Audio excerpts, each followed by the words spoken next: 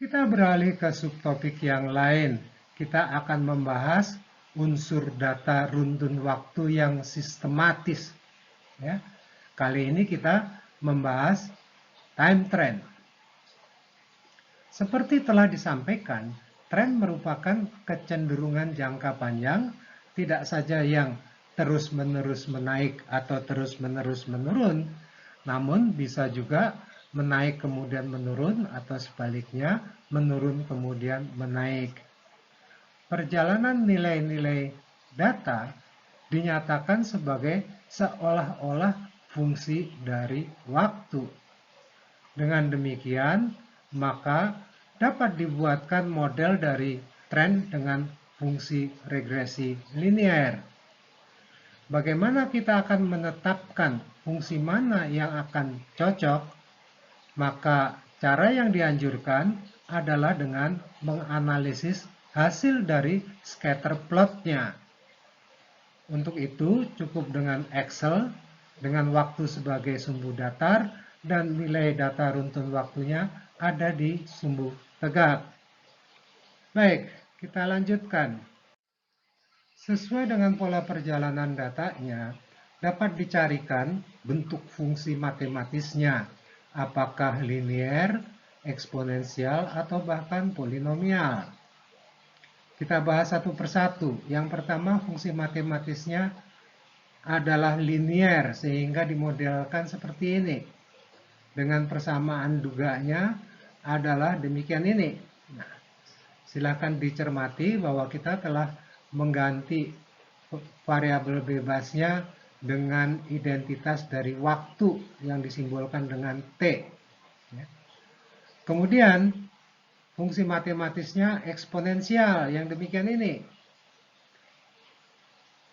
Untuk model ini, pernyataan duganya dinyatakan dalam bentuk yang siap untuk membuat prediksinya yang demikian ini. Ya.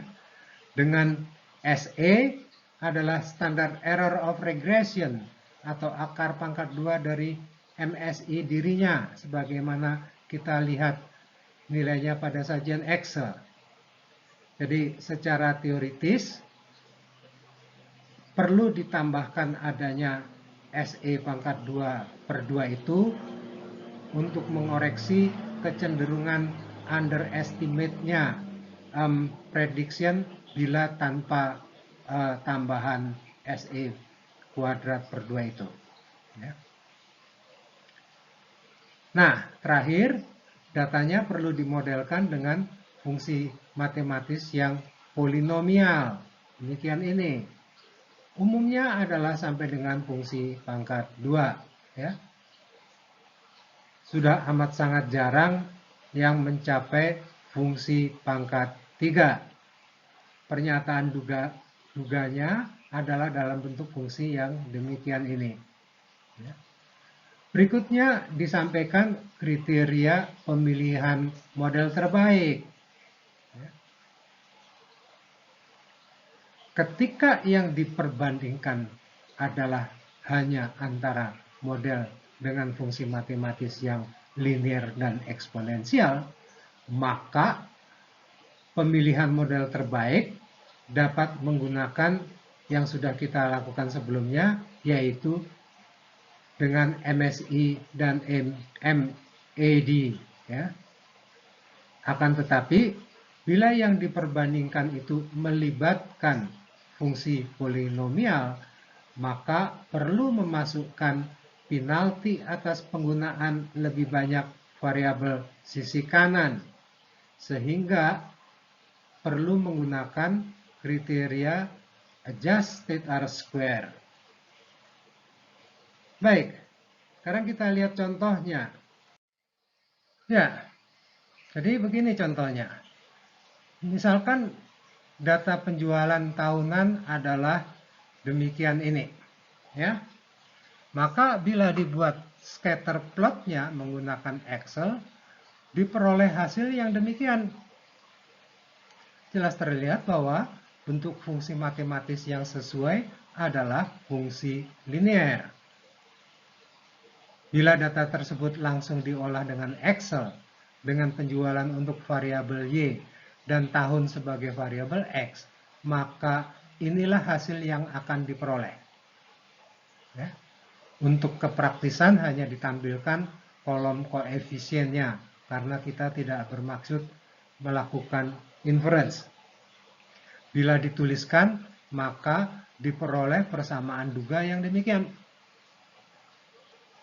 Perhatikan, nilai intercept persamaan adalah minus 37.251. Ya. Apa artinya? Kembali kepada pengertian matematika, nilai intercept adalah nilai variabel dependent ketika nilai variabel independennya adalah 0. Pada kasus ini berarti nilai perakiraan penjualan ketika waktu atau T adalah 0. Waktu 0 disebut juga waktu dasar. Nah, kapankah T bernilai 0? Hati-hati, tadi kita menggunakan data tahunan sebagai data tahun sebagai X. Sehingga nilai X sebesar 0 adalah situasi lebih dari 2000 tahun yang lalu. Jadi intercept sebesar minus 37.251 itu adalah perakiraan nilai penjualan pada tahun 0, pada lebih dari 2000 tahun yang lalu. Ya.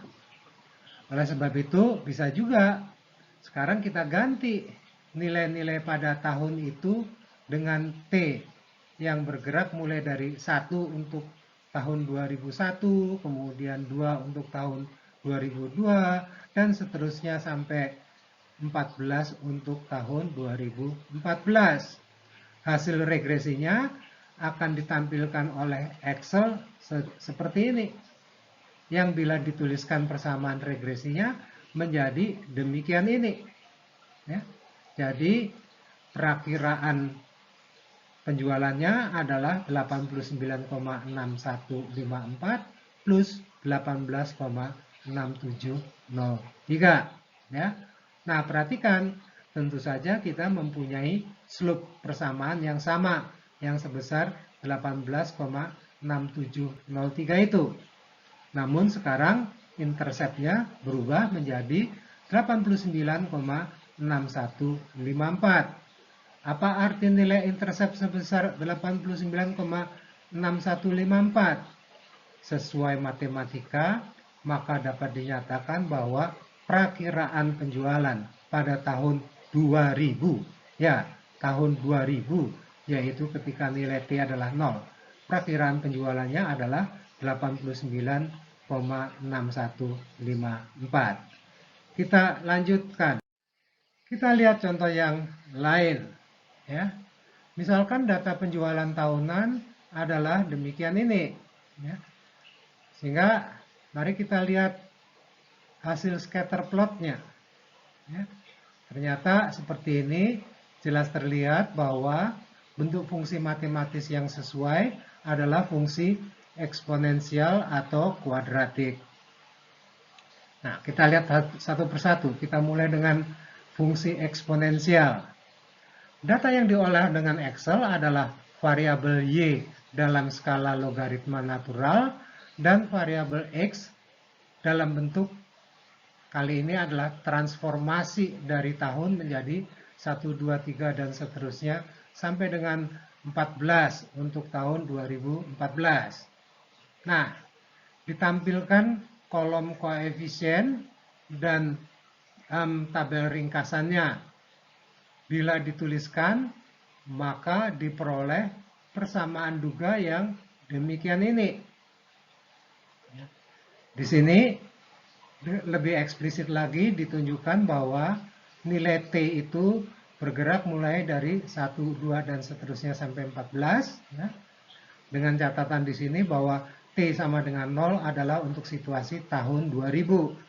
Ingat ketika kita meng-assign T sama dengan 1 adalah untuk tahun 2001. Sehingga dengan sendirinya T sama dengan 0 adalah untuk tahun 2000. Ya. Nah, untuk penetapan perakiraan, silahkan masukkan nilai T yang sesuai pada persamaan tersebut.